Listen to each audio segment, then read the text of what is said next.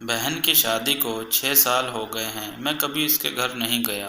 عید شبرات یا کسی اور خوشی غمی پر بھی امی ابو جایا کرتے تھے۔ میری مصروفیات کی وجہ سے مجھے کبھی ٹائم ہی نہ ملا جانے کا۔ خیر وقت گزرتا رہا اسی طرح۔ ایک دن میری بیوی مجھے کہنے لگی کہ تمہاری بہن جب بھی آتی ہے اس کے بچے گھر کا حال بگاڑ کر رکھ دیتے ہیں، خرچ بھی زیادہ ہو جاتا ہے اور میرے کام بھی ڈبل ہو جاتے ہیں۔ اس کے علاوہ تمہاری ماں ہم سے چوری چوری کبھی اس کو صابن کی بٹی دے دیتی ہے تو کبھی صرف ان کے علاوہ بھی ہر چیز دیتی ہے، اور نہ تو تمہیں پتہ ہوتا ہے اور نہ ہی مجھے، اور کبھی تو گھر کا راشن تک دے دیتی ہے۔ اپنی ماں کو بولو کہ یہ ہمارا گھر ہے، کوئی خیرات سینٹر نہیں۔ یہ ساری باتیں سن کر مجھے بہت غصہ آیا۔ میں مشکل سے گھر کا خرچ چلاتا ہوں اور ماں سب کچھ بہن کو دے دیتی ہے۔ یہ ساری باتیں سن کر مجھے غصہ تو بہت آیا، لیکن میں چپ رہا اور اپنی روزمرہ کی روٹین میں مصروف رہا۔ پھر ایک دن میں کام سے واپس گھر آیا تو بہن گھر آئی ہوئی تھی اور اس کے سارے بچے بھی ساتھ ہی تھے۔ میں نے حال وغیرہ پوچھا اور بچوں کو پیار دیا اور اپنے کمرے میں چلا گیا۔ 2 4 دن ایسے ہی گزرے، بہن ادھر ہی تھی۔ ایک دن اس کے بیٹے نے ٹی وی کا ریموٹ توڑ دیا تو میں نے ماں کو غصے میں بولا، بہن سے کہو یہاں عید پر ہی آیا کرے، اور یہ جو آپ صابن صرف گھر کا راشن سے دیتی ہیں یہ سب بند کر دو۔ اس وقت ماں چپ ہی رہی، لیکن یہ ساری باتیں بہن سن رہی تھی۔ خیر بہن نے یہ ساری باتیں سنی لیکن مجھ سے کچھ نہ کہا، اور 4 بجے اپنے بچوں کو تیار کر کے کہنے لگی، بھائی مجھے بس اسٹاپ تک چھوڑ آؤ۔ میں نے جھوٹے منہ سے کہا، کچھ دن اور رہ لیتی۔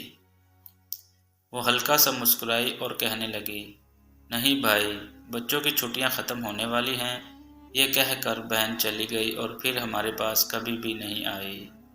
وقت گزرتا رہا ایسے ہی۔ ایک دن ہماری زمین کا بٹوارا ہو رہا تھا تو میں نے صاف انکار کر دیا کہ میں اس زمین کی دیکھ بھال کرتا ہوں، اس زمین پر میرا حق ہے، میں اپنی بہن کو حصہ نہیں دوں گا۔ بہن سامنے ہی بیٹھی تھی، وہ کچھ نہ بولی، لیکن ماں نے کہا، بیٹی کا حق بھی بنتا ہے۔ ماں کی یہ بات سن کر مجھے غصہ آ گیا اور میں گالی دے کر بولا، کچھ بھی ہو جائے میں بہن کو حصہ نہیں دوں گا۔ پاس بیٹھی میری بیوی بھی بہن کو بلا برا کہنے لگ گئی۔ بہن بیچاری خاموش ہی رہی، اس نے کچھ نہ کہا، اور میں جو کہ اس کا بڑا بھائی اس سے الگ ہو گیا تھا۔ وقت گزرنے لگا، سب کچھ ٹھیک چل رہا تھا، لیکن ہوتا وہی ہے جو اللہ کو منظور ہو۔ خیر مجھے کاروبار میں بہت نقصان ہو گیا اور میرا سب کچھ بک گیا، اور ساتھ ہی میرے بڑے بیٹے کو ٹی بی ہو گیا اور میرے پاس اس کے علاج کے پیسے بھی نہیں تھے، اور جو قرض لے کر زمین پر لگایا تھا وہ لوگ بھی ہر روز گھر آتے تھے اپنے قرض کی وصولی کرنے۔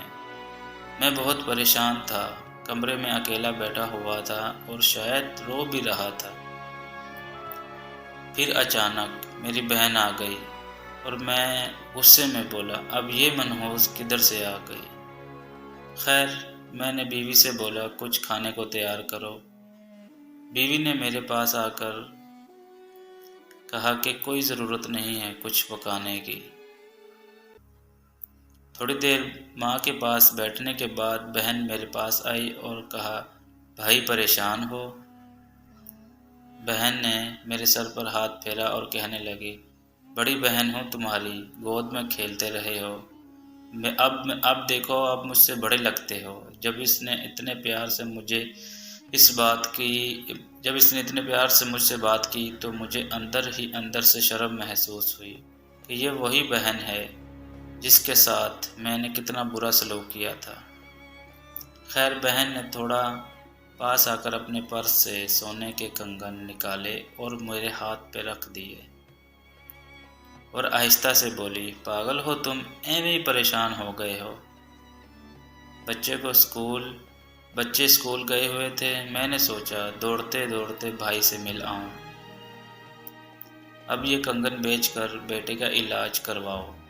شکل دیکھی اپنی، کیا حال بنا رکھا ہے اپنا۔ میں خاموش ہی بہن کی طرف دیکھے جا رہا تھا۔ بہن نے جاتے ہوئے کہا کہ کسی کو نہ بتانا کنگن کے بارے میں، اور 1,000 روپے مجھے دیے جو کہ 50 100 کے نوٹ تھے۔ شاید اس کی جمع پونجی ہوگی۔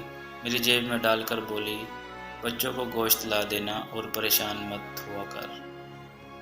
بہن یہ کہہ کر جانے لگی تو میں نے اس کے پیروں کی طرف دیکھا تو چپل ٹوٹی ہوئی پہنی ہوئی تھی، کپڑوں کی طرف دیکھا تو وہ بھی خستہ حال تھے، لیکن میری مدد کرنے آئی تھی اور مجھے کچھ دیکھ کر ہی جا رہی تھی۔ بہن کی اس محبت کو دیکھ کر رونا آ گیا، یہ سوچ کر کہ ہم بھائی کتنے مطلب پرست ہوتے ہیں۔ کنگن ہاتھوں میں پکڑ کر میں بہت رویا تھا۔